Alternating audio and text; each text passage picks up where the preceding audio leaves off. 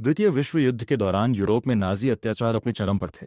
लाखों यहूदियों को पकड़कर यातना शिविरों में भेजा जा रहा था। उन्हीं में एक युवा मनोचिकित्सक थे, विक्टर फ्रैंकल।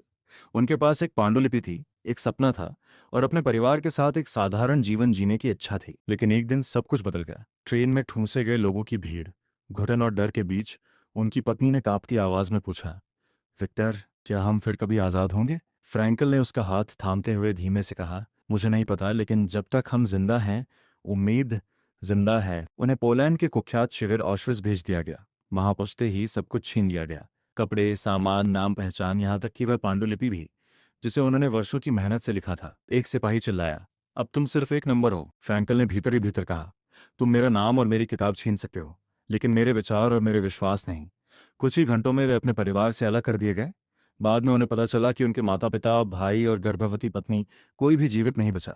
ये पीड़ा शब्दों से परे थी। फिर भी उन अंधेरे दिनों में उन्होंने एक गहरी सच्चाई महसूस की। इंसान से सब कुछ छीना जा सकता है, सिवाय एक चीज के, अपनी प्रतिक्रिया चुनने की स्वतंत्रता। कठिन श्रम, भूख और ठंड के बीच एक दिन एक कैदी निराश होकर बोला, अब जीने का कोई मतलब नहीं, हम सब खत्म हो जाएंगे। फ्रैंकल ने शांत स्वर में कहा, जब तक हम सांस ले रहे हैं, जीवन हमसे कुछ उम्मीद करता है। सवाल यह नहीं कि हमें जीवन से क्या चाहिए, बल्कि यह है कि जीवन हमसे क्या चाहता है। वे अक्सर कैदियों को समझाते, जिसके पास जीने का एक कारण होता है, वह लगभग हर परिस्थिति सह सकता है। दर्द उनके शरीर को तोड़ रहा था, लेकिन उन्होंने अपने मन को टूटने नहीं दिया। वे कल्पना करते कि एक दिन वे इस भयावह अनुभव के बारे में दुनिया को बताएंगे।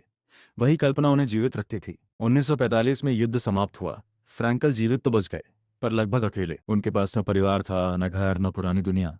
लेकिन उनके भीतर एक संदेश था, जीवन का अर्थ हर परिस्थिति में खोजा जा सकता है, यहाँ तक कि सबसे गहरे दुख में भी। उन्होंने फिर से अपनी पुस्तक लिखी, मैन सर्च फॉर मीनिंग। इस पुस्तक में उन्होंने बताया कि मनुष्य का सबसे बड़ा बल उसकी परिस्थितियां नहीं, बल्कि उन परिस्थितियों के प्रति उसका दृष्टिकोण है। यही विचार आगे चलकर लोगोथेरेपी के रूप में प्रसिद्ध हुआ। विक्टर फ्रैंकल की कहानी हमें सिखाती है कि अंधेरा कितना भी गहरा क्यों न हो, एक छोटी सी आशा की लौ भी इंसान को जीवित रख सकती है। दर्द जीवन का हिस्सा हो सकता है, लेकिन अर्थ खोजना यह हमारी शक्ति है, हमारी पसंद है।